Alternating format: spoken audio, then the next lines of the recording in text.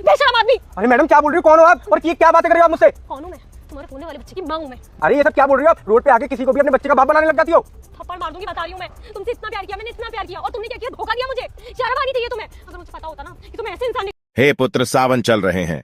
मैं कालों का काल महाकाल हूँ।